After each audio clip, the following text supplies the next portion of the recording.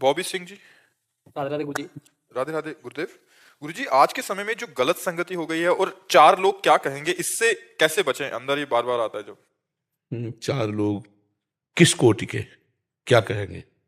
वो कुर्ती के गुरुजी जो अधर्म पे चलते हैं, हैं? अधर्म पे चलते हैं, जी। जो बाधा बनते हैं किसी भी काम करने में। जब आप धर्म से चलते हैं कि अधर्म से? नहीं, जब ये धर्म से चलते हैं तो जो अधर्म से चलने वाले हैं वो क्या कहेंगे, ऐसा भावना आ सकती कुछ तो लोग कहेंगे, जितना उनका दिमाग उतना कहेंगे। अगर हम लोगों के लिए जिए तब तो छोड़ दो कि तुम सुख शांति से जी सकते हो। लोग तुम्हें सुख शांति से, अगर उनके कथनानुसार चलोगे, लोगों का अलग दिमाग रहता है और सब लोगों की वृत्ति को हम प्रसन्न कर सके ऐसा संभव। हम कई बार उदाहरण देते हैं।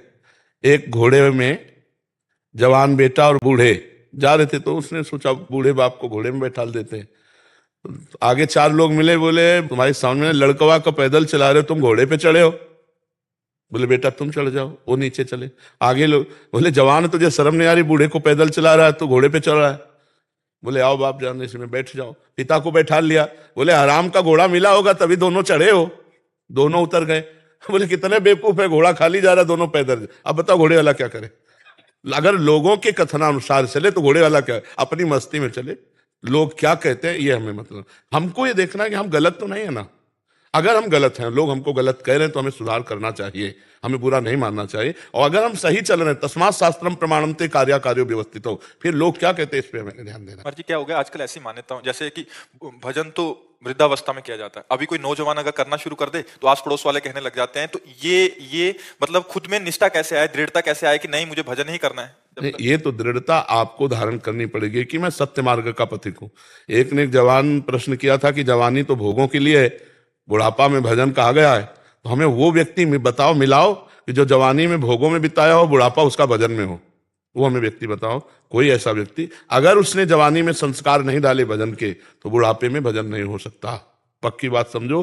क्योंकि आप साधारण बात समझ लो कि एक पिस्तौल चलाना जैसे किसी ने नहीं सीखा, तो बुढ़ापे में वो निशाना मार देगा क्या?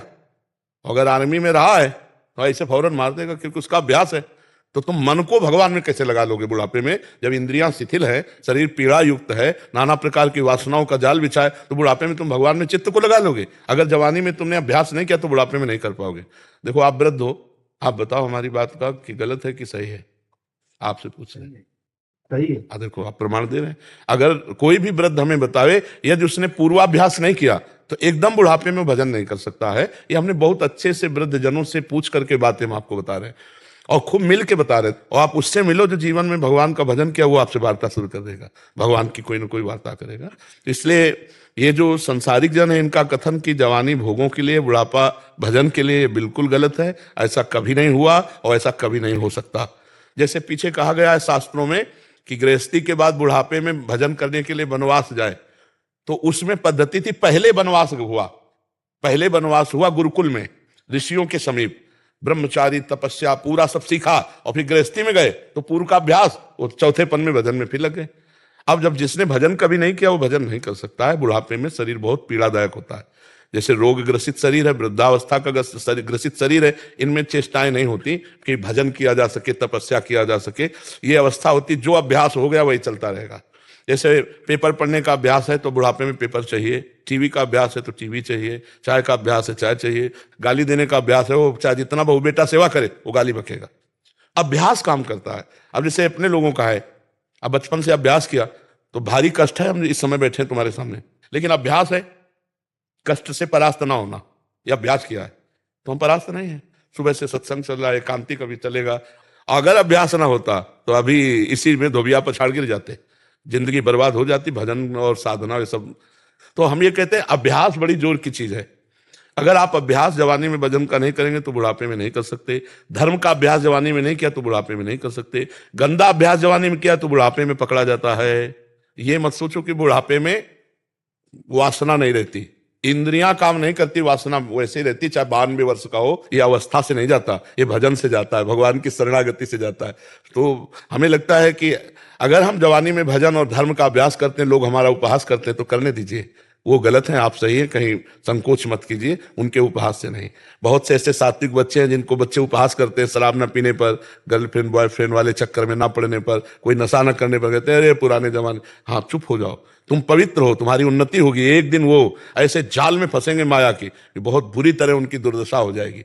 जब गंदे आचरणों में फंसते हैं ना, तो एक दूसरे ब्लैकमेल करते हैं, फिर उनको मम्मी पापा से बताने की हिम्मत नहीं होती, पास कुछ होता नहीं। गंदे आचरणों में कई आचरण है, जैसे गेम खेलना मोबाइल से। कितने ऐसे बच्चे हैं जिन्होंने अपने घर को खोखला कर दिया, चुरा चुरा के, और गेम खेलना मोबाइल से, हार जाना। और एडवर्टाइज आती है कि उसने 1 मिनट में कई करोड़ रुपए जीत लिए। तो नए नए बच्चे सोचते हैं कि मम्मी पापा के रुपए चुरा कर गेम खेल कर करोड़पति बन जाएंगे। नहीं, गलत बात। जवानी में जुआ खेलना, शराब पीना, पराई माता बहनों की तरफ व्यभिचार दृष्टि रखना, ये सब सर्वनाश की जड़ है। ये बिल्कुल नहीं करना चाहिए। आप धर्मात्मा पुरुष हो, धर्म से चलो, लोग उपहास करते हैं, करने दो।